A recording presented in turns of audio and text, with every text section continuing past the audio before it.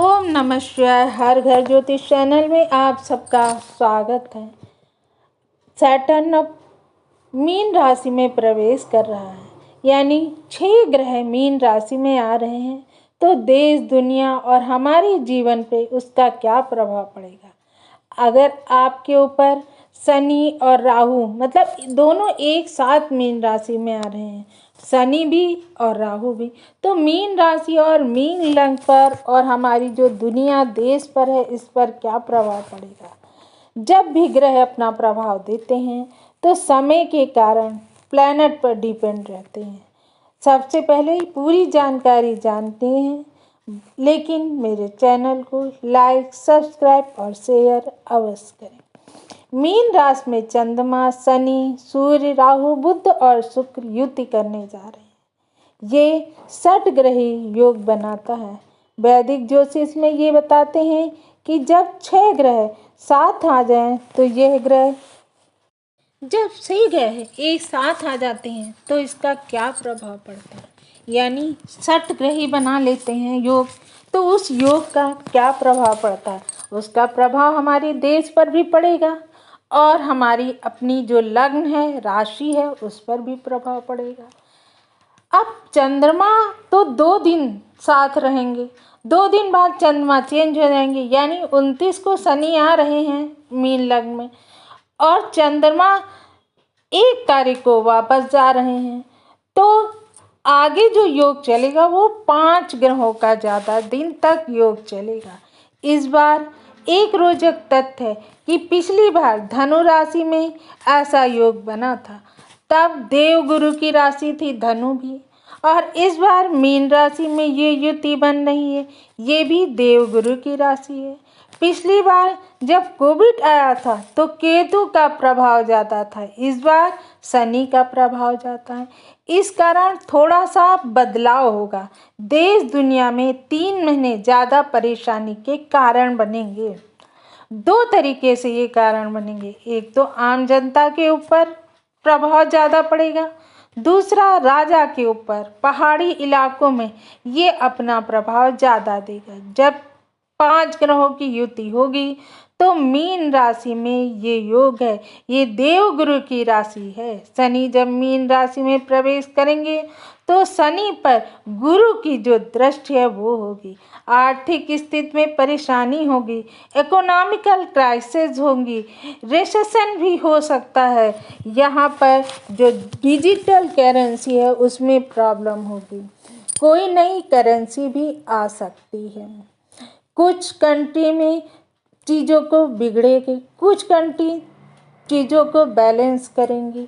इस तरह से जो बैलेंस बनेगा, कहीं खराब बनना है कहीं अच्छा, तो मिलकर एक बैलेंस बन जाएगा। भ्रांतियों को फैलाने का काम हो सकता है। देश में कुछ ऐसे डिसीजन होंगे जिनसे परेशानी बढ़ेगी। वाटर से रिलेटेड बीमारियां फैल सकती हैं। पानी के पास रहने वाले लोग कुछ परेशान हो सकते हैं। ये जो परेशानी, ये इस योग का जो प्रभाव है ये जनता पर कम पड़ेगा और जो हमारे लीडर और पॉलिटिशियन हैं उन पर ज़्यादा पड़ेगा। लीडर के बीच में कुछ बड़े नुकसान हो सकते हैं। राष्ट्र और विश्व को जो सोशल सर्किल है वो खराब हो सकता है। सोशल मीडिया पर टाइम जो स्पेंड कर रहे हैं उनके लिए प्रॉब्लम हो सकती है। ये अराजकता को भी दिखाता है और अकाल को भी दिखाता है, यानी कुछ जगह पर पानी बहुत ज़्यादा बरसेगा, हो सकता बाढ़ आ जाए जिसके कारण खेती को नुकसान होगा। कुछ जगह पर हो सकता है पानी बरसे ही ना, जिसके कारण खेती को नुकसान हो सकता है। तो इस तरह का जो वातावरण है वो फैलेगा। महंगाई बढ़ेगी, जब खेती नहीं होगी, अन्न नहीं होगा तो महंगाई भी बढ़ेगी। जलवायु में बहुत ज़्यादा प्रॉब्लम आएगी। मीन राशि के ग्रहों के कारण धार्मिक चीज़ों में नुकसान को दिखाता है। धर्म की लिए जो है ये खराब हो सकता है। धर्म युद्ध या संघर्ष हो सकते हैं। सूर्य ग्रहण के बाद धार्मिक स्थान पर हमला हो सकता है।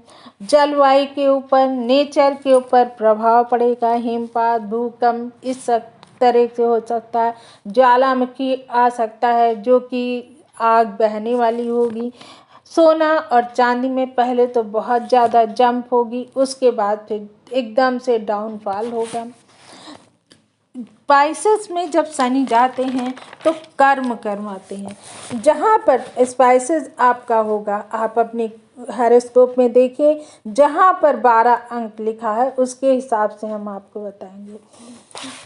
ये तो आपको जो भी प्रभाव है वो सोसाइटी पर, आपका सैटर्न जो है वो सोसाइटी पर आपके प्रभाव को दिखाते हैं। आप बहुत ज़्यादा फिलॉसफर हो सकते हैं।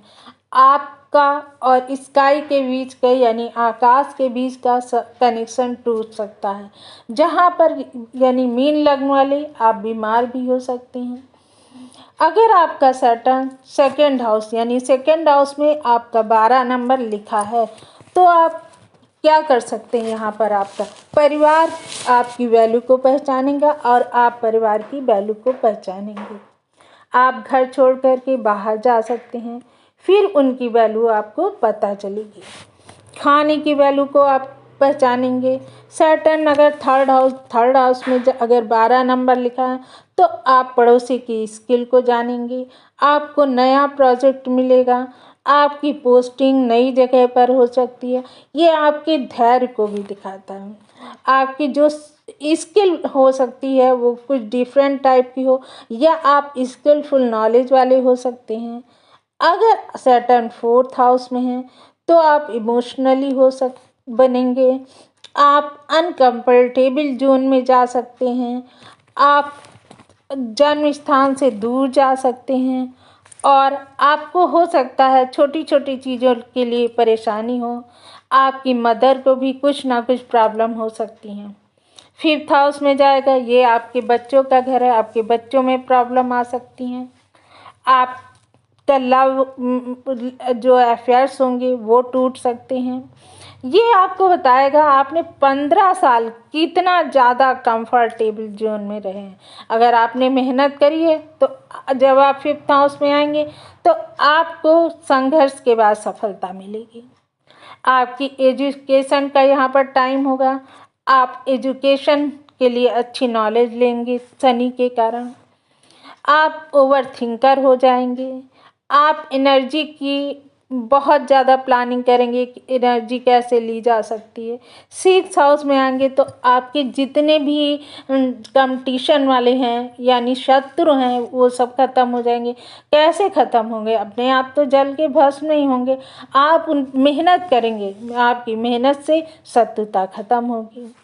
आप अगर सेवेंथ हाउस में हैं तो सेवेंथ हाउस में आपको मेहनत बहुत अधिक करना पड़ेगा। आपकी जो परफॉर्मेंस होगी वो अच्छी होगी। यहाँ पर आपको शो ऑफ बहुत करवाएगा सैटर्न अगर यहाँ पर बैठा है तो आप शो ऑफ बहुत ज़्यादा करेंगे। एथ हाउस में आएगा तो आपका ट्रांसफॉर्मेशन होगा। आप जो हैं धीमी धीमी गति से आगे बढ़ेंगे, एक स्थान से दूसरे स्थान को जाएंगे। आप फिजिकली तेज हो जाएंगे। नाइन्थ हाउस में आएगा, यानी नाइन्थ हाउस में जिसके 12 नंबर लिखा है उसकी मेटाफिजिकल ग्रोथ होगी। लाइफ में चेंज होने लगेंगे, प्रमोशन मिलेगा आपको। 10th हाउस में जिसके 10th हाउस में 12th नंबर लिखा है उसके लिए डिसिप्लिन से बेस होगा।